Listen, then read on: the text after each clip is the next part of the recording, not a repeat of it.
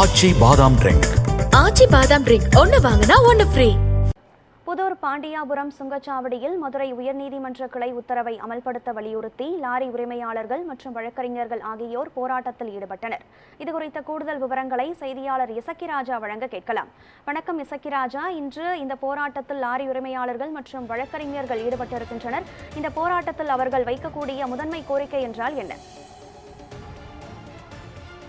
நிச்சயமாக கனகதரா, அதாவது தூத்துக்குடி மாவட்டத்தில் வந்து பாத்தீங்கன்னா தூத்துக்குடி மதுரை தேசிய நெடுஞ்சாலையில சுமார் 130 கிலோமீட்டர் தூரம் இருக்கு. இந்த தேசிய நெடுஞ்சாலையில வந்து பாத்தீங்கன்னா தூத்துக்குடி புதூர் பாண்டியாபுரம் பகுதியில வந்து அந்த பகுதியில ஒன்றும் மதுரை பக்கத்துல எலியார்பட்டி அப்படிங்கிற 2 இடத்துல சுங்கச்சாவடி இருக்கு.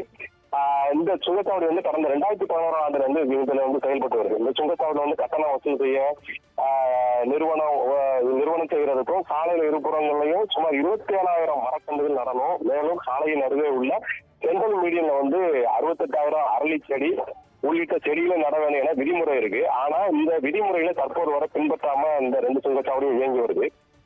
மேலும் முறையாக சாலை பராமரிப்பும் பாத்தீங்கன்னா பல இடங்கள்ல முறையாக பராமரிக்கப்படாம நிறைய இடங்கள்ல புல்லும் குழியுமா இருக்கு. அதை தாண்டி இந்த எதிரில் வர வாகனத்தோட முகத்தை மறைக்கிற மாதிரி இந்த விளக்குகள் வந்து அமைக்கப்படல. அதனால இந்த பகுதியில் அது இல்லாம அது சுங்கச்சாவடியை ஒட்டி கழிப்பிடமோ குடிநீர் வசதியோ வாகன ஓட்டிகளை ஓய்வு இருக்கிற மாதிரி வசதிகளும் இல்லாம இருக்கு.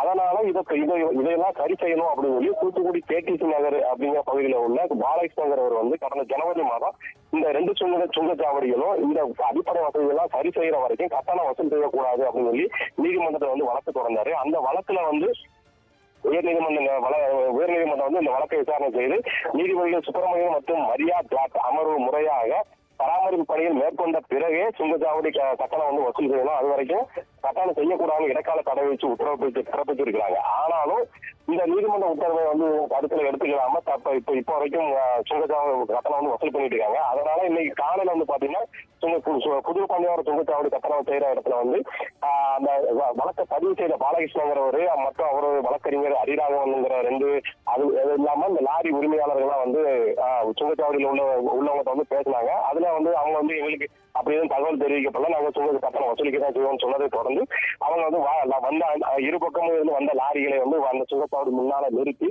தற்போது வந்து தொடர்ந்து போராட்டத்தில் ஈடுபட்டு வராங்க. அந்த காட்சியை தான் நம்ம பார்க்கலாம். இந்த போராட்டத்தை கைவிடும்படியாக போலீசார் வந்து சிப்காடு போலீசார் வந்து அவங்ககிட்ட வந்து பேசினாங்க. ஆனாலும் அவங்களுக்கு இடையில கடுமையான வாக்குவாதமும் தொடர்ந்து நடந்துகிட்டு வருகிறது.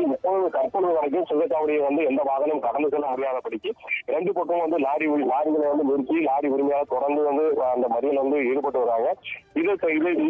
அது தொடர்ந்து சுங்கச்சாவடியில் உள்ள அலுவலகத்தில் வந்து தற்போது வந்து போலீசார் லாரி உரிமையாளர்கள் இந்த வழக்கறிஞர்கள் வந்து பேச்சுவார்த்தையில் ஈடுபட்டு வராங்க. அந்த பேச்சுவார்த்தைக்கு பின்னரே வந்து அடுத்து இந்த சுங்கச்சாவடியோட கட்டண வசூலிப்பது நிறுத்தப்படுமா அல்லது தொடருமா என்பது தெரிய வரும். கனகதாரா, ஏறத்தாழ 2 மணி நேரத்துக்கு மேலாக இந்த சுங்கச்சாவடி வந்து லாரிகளால் வந்து முட்டியிடப்பட்டிருக்க காட்சியை நாம் தொடர்ந்து பார்த்து வருகிறோம். இப்பொழுது கனகதாரா, இதான் கள நிலவரமாக உள்ளது. விரிவான விவரங்களை வழங்கியமைக்கு நன்றி இசக்கிராஜா.